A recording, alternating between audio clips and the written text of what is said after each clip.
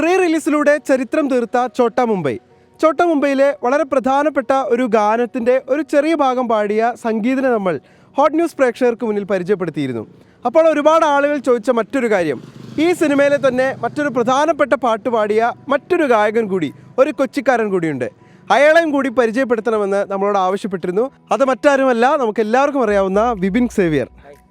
അപ്പോൾ എന്തായാലും വിപിനെ നമുക്ക് എല്ലാവർക്കും അറിയാം, ഒരു റിയാലിറ്റി ഷോ താരമായിരുന്നു അദ്ദേഹം. പിന്നീട് ഇങ്ങോട്ട് ഏതാണ്ട് 35-ലധികം സിനിമകൾ, KGF മുതൽ അങ്ങനെ ഒരുപാട് സിനിമകളിൽ പാടിയിട്ടുള്ള ഒരു താരമാണ്.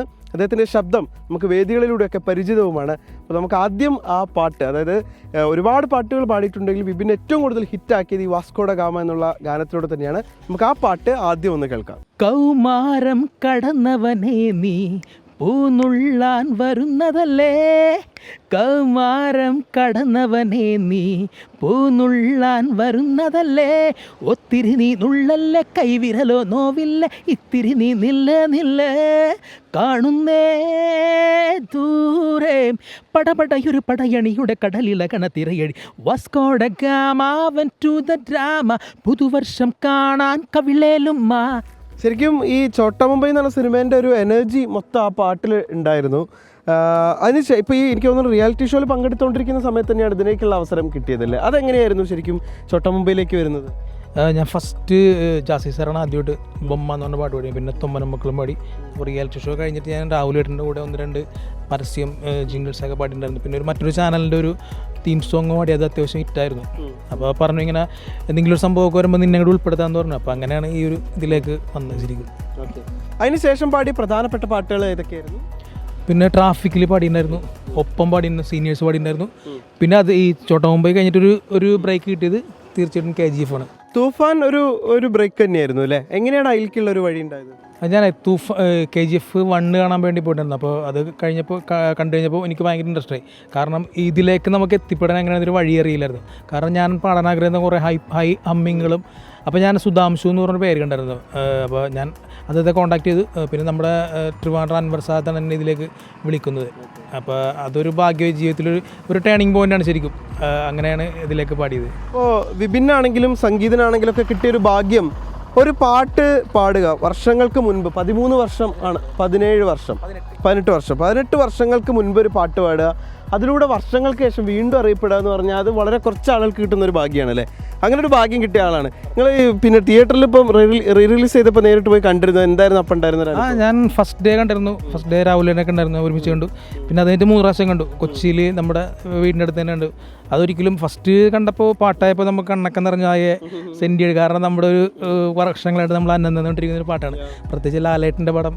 പിന്നെ ഞാൻ ഒരു കൊച്ചിക്കാരനായതുകൊണ്ട് ആ ഒരു പാട്ട് എനിക്കെന്നും സ്പെഷ്യലാണ്. ഈ ലോകത്തിൽ ന്യൂ ഇയർ ആഘോഷം ഉള്ളിടത്തോളം കാലം ഈ പാട്ട് എന്തായാലും ഉണ്ടാവും. അപ്പോൾ അതിൻ്റെ ഒരു മെമ്മറി ഉണ്ട്. എല്ലാവരും ആ ഒരു സമയം നമ്മളെ ഓർക്കും. അത് ഭയങ്കര സംഭവമാണ്. യെസ്. ഈ റീ റിലീസ് ചെയ്തപ്പോൾ ഇത്രയും ആളുകൾ ഇത് ഏറ്റെടുക്കുമെന്ന് കരുതിയിരുന്നു? ഒരിക്കലുമില്ല. പിന്നെ ഇപ്പോൾ പിള്ളേരൊക്കെ വേറൊരു മൂഡല്ല, വേറൊരു വൈബാണല്ലോ. അപ്പോൾ അന്ന് ശരിക്കും ഒരു അടിപൊളി പാട്ടെന്നുള്ള രീതിയിൽ അങ്ങോട്ട് പോയായിരുന്നു. പക്ഷേ റീ റിലീസും കഴിഞ്ഞപ്പോഴാണ് ഭയങ്കര പവർഫുൾ, എല്ലാവരും ഒരുമിച്ച് പാടുന്നു, ആൾക്കാർ ഓരോ ബിറ്റിനും ആൾക്കാർ ചിരിക്കുന്നു. അത് ഭയങ്കര ഡാൻസ് ഒരുമിച്ച് ആ ഒരു കോറസൊക്കെ പാടുന്നു. അത് ഭയങ്കര തീർച്ചയായിട്ടും. ഈ ഇതുപോലെ തന്നെ ഒരു ബ്രേക്ക് എന്ന മറ്റൊരു പാട്ട് ഇപ്പോൾ പാടാൻ പറഞ്ഞാൽ ഏതായിരിക്കും പാടുക? ഒരുപക്ഷെ ഇപ്പോൾ വിപിന് ഞാൻ ഇവിടെ വന്ന സമയത്ത് സംസാരിക്കുമ്പോഴാണ് ഇത്രയധികം പാട്ടുകൾ പാടിയിട്ടുണ്ടെന്നും അതൊക്കെ ഹിറ്റ് പാട്ടുകളുമാണ്. ഇപ്പോൾ ഏത് പാട്ടാണ് ഇനിയിപ്പോൾ പ്രേക്ഷകർക്ക് വേണ്ടി പാടിക്കൊടുക്കാൻ പോകുന്നത്?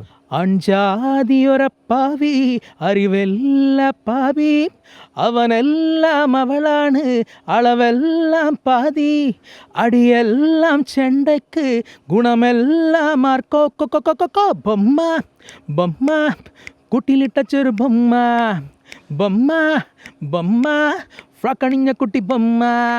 ഇപ്പോൾ തൂഫാൻ കേരളത്തിലെ ഒരുപാട് ആളുകൾ നിരന്തരം കേൾക്കുകയും അവർ ആഘോഷമാക്കുകയൊക്കെ ചെയ്തിട്ടുള്ളൊരു പാട്ടാണ്. അതും കൂടെ നമുക്ക് രണ്ടുപേരും പാടാൻ തോന്നുന്നു. അത് ഭയങ്കര ഒരു ഭാഗ്യമാണ്. ഒരു പാൻ ഇന്ത്യൻ മൂവി, അതിൻ്റെ ഒരു മലയാളം പോർഷൻ വളരെ അടിപൊളിയായിട്ട് എല്ലാവരും എടുത്തിരുന്നു. അപ്പോൾ തൂഫാൻ ഞങ്ങളൊരു 3-4 പേര് കൂടിയാണ് പാടിയത്, മലയാളികൾ 2 പേര്. അപ്പോൾ അതിൻ്റെ ഒരു 4 പേര് പാടാം.